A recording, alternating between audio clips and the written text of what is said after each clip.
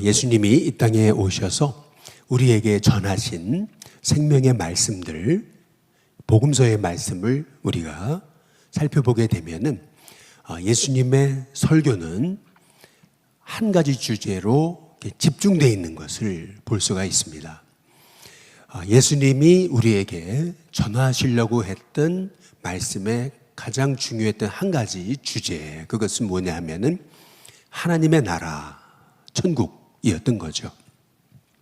그래서 예수님은 공생애를 시작하시면서 하셨던 첫 번째 설교가 회개하라, 천국이 가까웠다라고 하셨던 그러한 말씀입니다. 우리가 예수님의 말씀에서 잘 알고 계시는 예수님의 천국 비유가 있잖아요. 마태복음 13장에 보면은 천국은 이와 같으니 하시면서 천국에 관해서 예수님은 마태복음 13장을 통해서 우리에게 가르치십니다. 꼭 밭에 감추인 보화를 발견한 사람과도 같은 것, 그것이 천국이다. 우리 예수님이 알려주셨죠. 옛날에는 이렇게 금고 같은 거 아니면은 은행 같은 게 발전돼 있지 못했죠.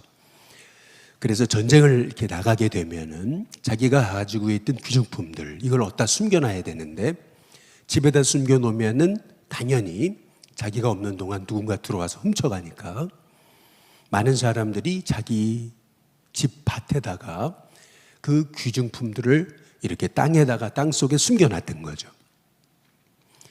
그런데 전쟁을 나갔던 이 사람이 죽고 말아요.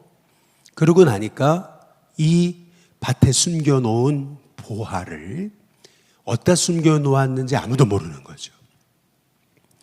지금이야 누군가 이렇게 운명하시면은 그러면 다 정보가 나오잖아요.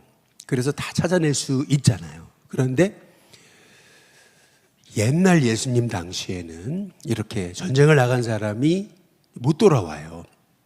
그랬을 때 그가 밭에 숨겨놓은 보물은 누구도 찾을 수 없는 거죠. 그런데 한 사람이 밭에서 일하다가 뭐가 걸리잖아요. 딱 들여다보니까 그게 엄청난 귀중품, 보화, 금은보화예요. 이 사람이 어떻게 했겠어요? 그걸 다 덮어놓고 집에 가서 전 재산을 팔아가지고 그 보화를 얻기 위해서 그 밭을 사잖아요. 이 사람이 그 보화를 발견했을 때의 기쁨 있잖아요. 그리고 그 보화를 소유하기 위해서 전 재산을 팔아도 아깝지 않잖아요. 이 사람의 얼굴에는 늘 웃음이 흘러넘쳐요. 넌 뭐 이렇게 기분이 좋니? 뭔가 있어. 물어보지 마. 이 사람은 가슴 안에 보화를 지금 소유했잖아요. 아무도 이해할 수 없는 그 기쁨이 있잖아요. 엄청난 기쁨 말이에요. 지금은 그 보화를 소유하지 못했어요. 그러나 소유할 거잖아요. 이 천국에 대한 그 말씀을 예수님이 이렇게 밭에 감추인 보화를 발견한 사람과도 같은 거, 이제 그것이 천국이다. 예수님이 말씀해 주셨죠. 그래서 천국은 저기 있다 여기 있다 할 것이 아니고 너희 마음속에 있다 라고 우리 예수님이 천국에 대해서 우리에게 말씀해 주시지 않아요? 예수님은 십자가에서 마지막 우리를 위해서 우리의 죄를 짊어지시고 십자가에 죽으시기 전 오른편에 있던 강도에게 오늘 내가 나와 함께 낙원에 있을 거다. 이 낙원이 뭡니까? 하나님의 나라 천국이잖아요.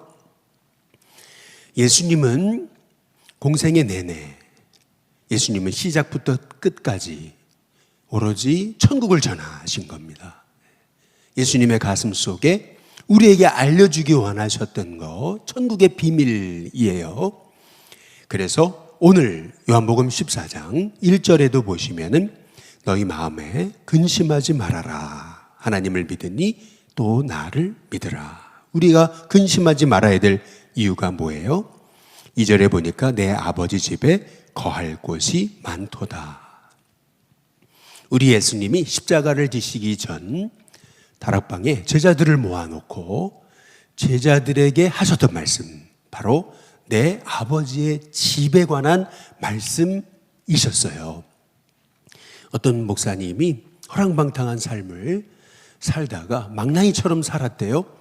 그런데 아주 우연찮게 자기 삼촌이 돌아가시는 그 광경을 지켜보게 된 거예요. 삼촌이 이제 죽게 되셨다라는 얘기를 듣고 그냥 급하게, 그래도 나를 그렇게 좋아하셨던 삼촌 마지막 얼굴 봐야지, 그래서 급히 달려왔는데 그 마지막 순간 삼촌이 딱 운명을 하시는데 숨을 가삐 쉬면서 이 삼촌이 이제 돌아가시면서 이제 몸이 이제 슬슬 이제 자기 마음대로 움직이질 않잖아요. 그냥 그 마지막 순간에 막 그렇게 이 삼촌이 온몸을 다해가지고 겨우 한마디를 하셨는데 그 한마디가 뭐냐면은 야, 너 그렇게 살지 마. 그러면서 예수 믿고 하나님 자녀로 살아야 되지 않겠니? 라고 했던 그 한마디, 그 마지막 한마디가 자기 인생을 바꿔놨다. 이제 이러한 얘기를 하시는 거죠. 마찬가지로 예수님도 십자가를 지시기 전 제자들을 모아놓고 이 다락방에서 제자들에게 마지막 말씀을 전하시는데 그것이 요한복음 14장, 15장, 16장이잖아요. 이 예수님의 이 마지막 십자가를 지시기 전 다락방에서 주셨던 그 마지막 말씀의 그 시작이 뭐냐면은 바로 천국이라는 거죠. 그래서 결국 우리가 이 땅을 살아가면서 우리가 붙들어야 될 가장 중요한 신앙은 어떤 신앙이냐면은 그게 천국 신앙이라는 것입니다. 한번 따라해 보겠습니다. 천국 신앙. 예, 그래서 오늘 요한복음 14장 2절에 보시면은 내 아버지 집에 거할 곳이 많도다. 그렇지 않으면 너희에게 일렀으리라. 내가 너희를 위하여 거처를 예비하러 가노니. 3절, 가서 너희를 위하여 거처를 예비하면 내가 다시 와서 너희를 내게로 영접하여 나 있는 곳에 너희도 있게 하리라. 예수님이 십자가에 죽으시는 목적, 그것은 우리를 위해서 천국을 준비하시려고, 그리고 예수님이 다시 오시는 목적, 그것도 우리를 천국으로 이끄시려고 예수님이 이렇게 내가 먼저 천국으로 가는 것이다. 예수님이 이렇게 말씀하고 계시잖아요. 다시 말해서 우리가 이 땅을 살아가면서 우리가 붙들어야 될 너무나 귀중한 신앙, 그것은 다름 아닌 천국 신앙이다 라고 하는 것을 볼 수가 있는 거죠. 여러분, 이 천국 신앙이 얼마나 귀중한 것이냐면은 우리가 소위 이 믿음의 신앙의 물타기를 우리가 조심하셔야 되는 거예요. 제가 조금 이렇게 좀 과격한 표현을 썼지만 물타기라고 말씀을 드리는 이유가 있어요. 여러분, 우리나라에 들어온 불교는 대승불교죠. 불교는 본래 소승불교였던 거죠. 인도에서 시작한 불교는 소승불교예요. 이 소승불교의 특징, 그것은 뭐냐면은 천국신앙이 없습니다. 극락신앙이 없어요. 석가에게 제자가 물었잖아요. 우리가 죽음 이후에 어떻게 됩니까? 이제 그때 석가가 했던 유명한 얘기 있잖아요. 산다는 것도 모르는데 죽음 이후를 어떻게 알겠냐. 근데 결국에는 불교는 죽음 이후의 신앙에 대해서 관심 갖지 않았었어요. 그러다가 이 불교가 중국을 거쳐서 한국으로 들어오는 이 과정에서 이게 대승불교거든요. 그러면서 극락신앙이라는 것이 소위 첨부된 거죠. 시작부터는 불교는 극락신앙 자체가 없었어요. 그러나 우리 예수님을 보세요. 예수님이 이 땅에 오셔서 공생애를 시작하셔서 하셨던 첫 번째 말씀, 회개하라 천국이 가까웠다. 여러분, 우리의 신앙에서 우리가 되찾아야 될 것이 있다면은 그것은 천국 신앙입니다. 이 땅은 우리가 잠시 살아가는 거예요. 우리가 가을이 됐잖아요.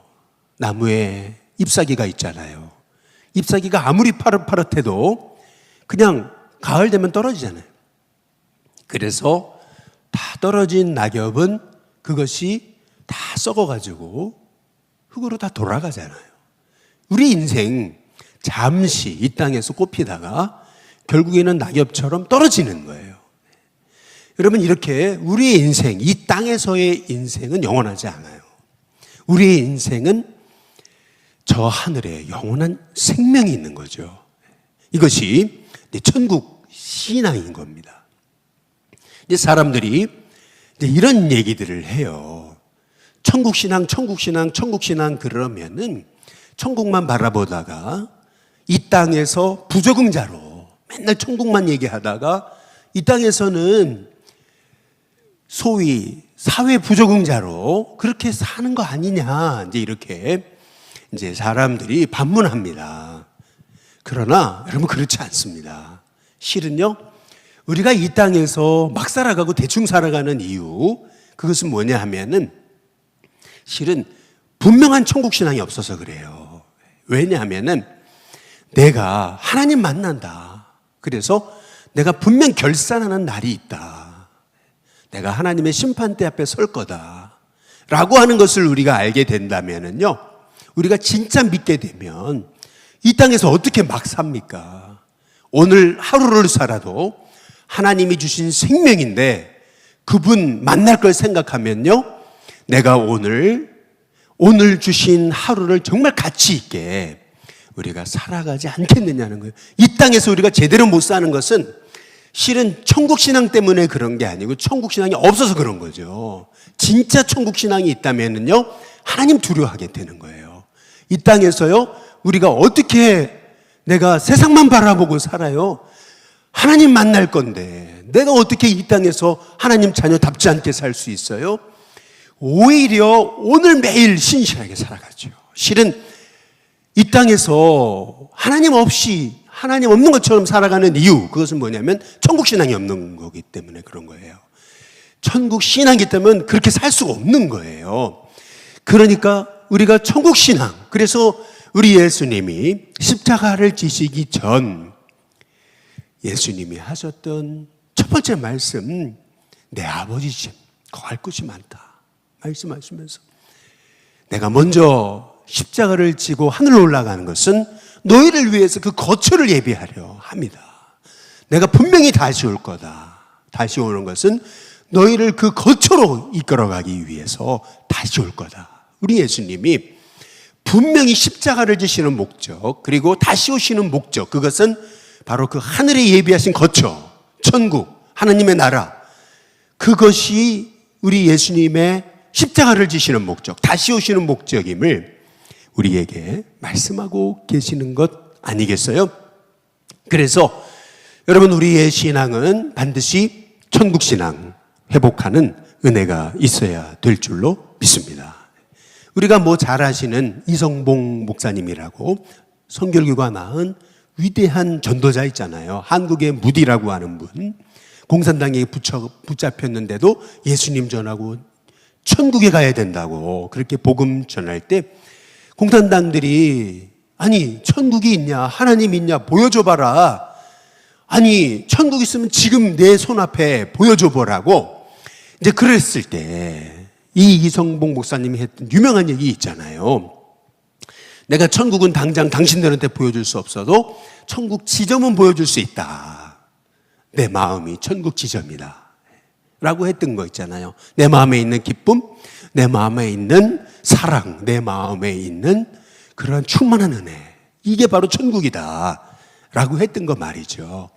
여러분, 이 말이 지금도 회자되는 것을 보면은 그때 그 말을 들었던 이 공산당원이 얼마나 충격을 받았으면 혹시 이 사람이 훗날 예수님을 믿었을지 모르는 거죠. 토마스 선교사가 복음도 제대로 전해보지 못하고 대동강에서 목이 잘려 순교했지만 그가 가지고 왔던 500여 권의 그 성경이, 우리 한국의 박영식이라는 사람이 그 성경책을 가지고 집에 벽지로 다 붙여버렸대잖아요.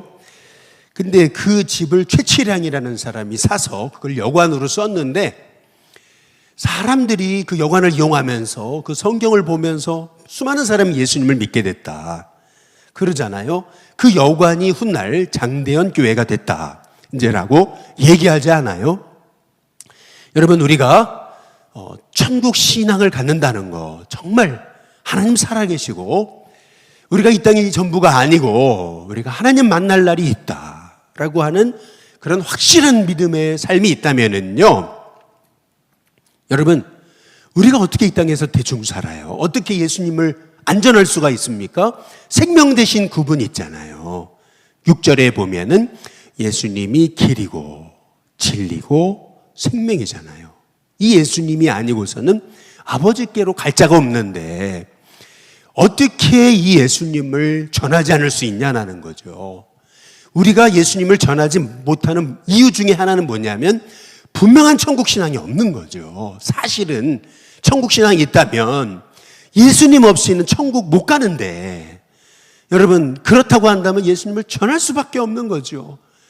그래서요, 오늘 예수님이 12절에 보면은 이렇게 얘기하는 거예요. 진실로 너희에게 이르노니 나를 믿는 자, 진짜 이 예수님, 살아계신 하나님을 믿는 자는 내가 하는 일을 할 뿐만 아니라 그보다 큰 일도 한다.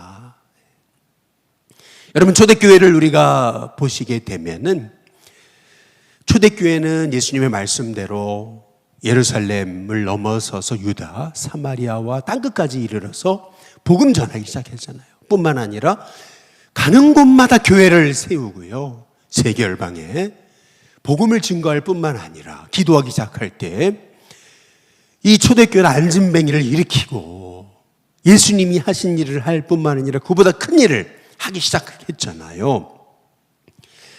여러분, 우리가 정말 예수님을 믿는다면은 우리에게 하나님 살아계심의 증거를 허락해 주실 줄로 믿습니다. 중요한 것은 뭐냐면은 우리에게 진짜 천국 신앙이 있는가?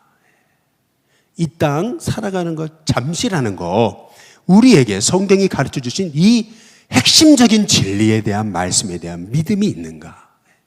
이 믿음이 있다면은요, 진짜 예수님 전하지 않고는 견딜 수가 없는 거예요. 정말 살아계신 하나님을 믿는다면은요, 그분 의지하고 기도할 수밖에 없는 거예요.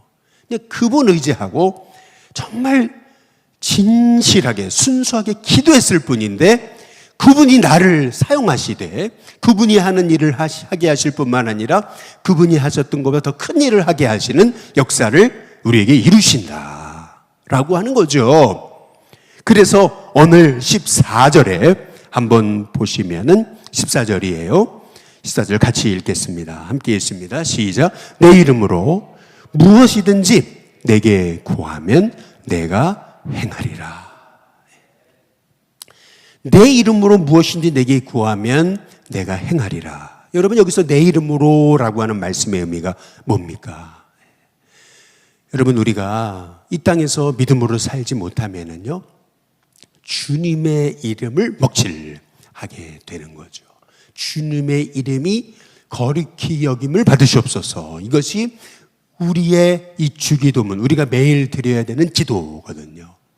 우리 일신교회가 하나님의 뜻을 행할 때 주님의 이름이 높임을 받게 되는 거거든요.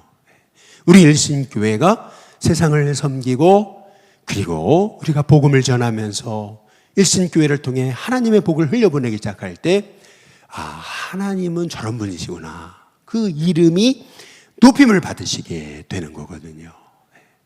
다시 말하면 내 이름으로 무엇이든지 내게 구하면 이라는 말씀의 의미는 뭐냐 하면은, 주님의 이름을 붙잡고 기도하는 사람이요, 단순히 자기의 이기적인 목적으로 기도할 수 없어요. 주님의 이름이 높아져야 되기 때문에요, 주님의 그 이름을 높여야 되는 사람이잖아요. 그러니까 주님의 이름을 붙잡고 기도하는 사람은요, 하나님의 뜻을 놓고 기도할 수밖에 없어요. 진실하게. 그래서 내 이름으로 기도하라고 하는 말씀의 의미는요, 그냥 예수님의 이름만 내 뜻대로 다 구하고 그냥 예수님의 이름으로 기도합니다. 이런 의미가 아닌 거예요. 이 내 이름으로라고 하는 말씀의 의미는 주님의 이름이 높임을 받으셔야 되잖아요. 그렇다고 한다면 우리가 정말 하나님 살아계시고 천국이 있어요.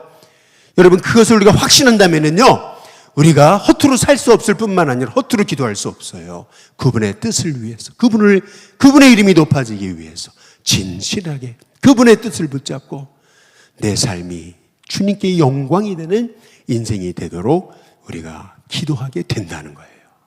그래서 주님의 이름 붙잡고 내 삶이, 이 한 번뿐인 이 삶이 주님의 영광이 되기를 소망합니다. 그렇게 기도하기 시작할 때 하나님께서 예수님이 하셨던 일도 하게 하실 뿐만 아니라 그보다 큰 일을 하게 하십니다. 여러분, 그런 은혜를 우리에게 주시기로 약속하신 이 말씀이 저와 여러분 가운데 이루어지는 은혜가 있게 되시기를 주님의 이름으로 축복합니다. 여러분, 존 버년 아시죠? 철로 역정의 주인공, 철로 역정의 저자입니다. 우리는 철로 역정 잘 아시잖아요. 존 버년에 대해서 잘 아시잖아요. 이 버년은 땜장이의 아들로 태어납니다. 땜장이가 뭐예요? 뭐 쇠붙이 이런 거 가지고서요 주전자 만들고 뭐 이렇게 구멍난 주전자를 땜빵하고 뭐 이런 일을 하는 사람의 아들로 태어난 거예요. 땜장이의 아들로 태어났으니 제대로 공부를 못했어요. 배우지 못했습니다. 근데 배우지 못한 사람이 철로 역정을 썼다라는 것이 이게 놀라운 거예요. 이 번연은요 15살 때 엄청난 인생의 충격을 경험합니다. 그것은 뭐냐면은 어머니가 돌아가셔요. 뿐만 아니라 누나가 죽습니다. 엄청난 충격이죠. 자기를 사랑하시는 어머니가 돌아가셔요. 그런데 아버지가 불과 얼마 후에 재혼을 하십니다. 이제 거기에 이 번연이 마음에 큰 상처를 받는 거예요. 그리고 나서 얼마 후 이 번연은 군입대를 합니다. 근데 지금의 군대랑 달라서 당시의 군대는요 엄청난 사회적인 격변의 시대였어요. 내란이 일어나고요, 청교도들이 일어나고 다시 왕정으로 복고되고 막 격변의 시기였어요. 수많은 사람이 전쟁의 소용돌이 속에 들어가 죽어가는 것을 번연은 봤어요. 겨우 살아났습니다. 제대했어요. 그리고 고향으로 돌아왔어요. 그리고 가난한 여성과 결혼합니다. 뭐 자기도 가진 게 없었으니까 가난한 여성과 이제 결혼을 해요. 그런데 아이가 태어났는데 아이가 맹인이었던 거예요. 그리고 번연은요 자기 아내가 가져온 게 있었어요. 그게 뭐냐면 천국을 향한 평신도의 생활이라고 하는 그 책, 그거를 아내가 가지고 온 거예요. 이 번연은요 그 책에 탐독한 거예요. 그러면서요 그 책을 읽고 나서 번연의 인생은 바뀝니다. 아, 천국이 있구나. 여러분, 그 사실을 깨닫고 나서요 번연은요 이 언어가 바뀝니다. 언어가 바뀌어요. 그의 삶에 언어가 바뀌어요. 말이 바뀝니다. 뿐만 아니라 막 춤추고 했던 그러한 삶을 이제는 다 끊어버립니다. 그리고요 정결한 인생을 살게 되면서 말씀 전하다가요 붙잡혀서 감옥에 들어간 거죠. 죄를 짓고 감옥에 들어간 게 아닙니다. 말씀 전하다가 감옥에 들어간 거예요.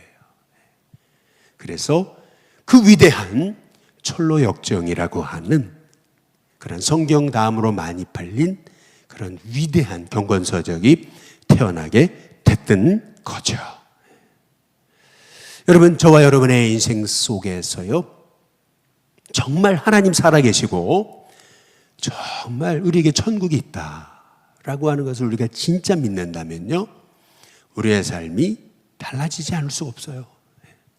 실은 예수님을 믿으면서도 삶이 변화되지 않는 것, 그 이유는 뭐냐면은 여러분 하나님 안 믿어서 그래요. 천국이 없다고 생각하기 때문에 그런 거예요. 머리로는 있어요. 그러나 천국을 확신하지 못하기 때문에 그런 거예요. 그래서 예수님이 제자들에게 말씀하시는 거예요. 두려워하지 마라. 근심하지 마라. 하나님을 믿으니 나를 믿으라. 내 아버지 집에 거할 곳이 많다. 진짜 하나님을 믿고 진짜 예수님을 믿고 진짜 저 천국이 있음을 믿으면은 여러분 우리가 근심하고 걱정하고 염려하고 두려워할 이유가 없다는 거예요. 실은 여러분 우리가 우리의 삶이 이 땅에서 꼭 하나님 없이 사는 것처럼 보이는 거, 그 이유는 뭐냐면 하나님 안 믿는 거예요. 실은 안 믿는 거예요. 여러분 저와 여러분의 인생이요, 오늘 예수님이 마지막 다락방에서 제자들을 모아놓고 제자들에게 너희는 두려워하지 말아라. 하나님을 믿으니 또 나를 믿어야 된다. 내 아버지 집에 거할 곳이 많다. 그렇지 않다면 너희에게 없다고 얘기했을 거다. 그러나 내가 거처를 예비하러 하늘나라에 간다. 거처를 다 준비하면 내가 다시 올 거다. 그래서 그 거처로 너희를 이끌어 줄 것이다. 우리 예수님이 제자들에게 하셨던 그 간곡한 말씀, 여러분 이것이 저와 여러분에게 꼭 믿어지는, 그래서 우리의 신앙이 이 땅에서 살아가는 그 목적, 그것은 뭐냐면 천국을 향한 여정이어야 되는 거죠. 천국을 향한 그 여정. 존 버년이 얘기했던 것처럼 말이죠. 그렇게 될 때 저와 여러분을 통해서 하나님 영광 받으시는 그러한 놀라운 일이 일어나는 복된 역사가 있게 될 줄로 믿습니다.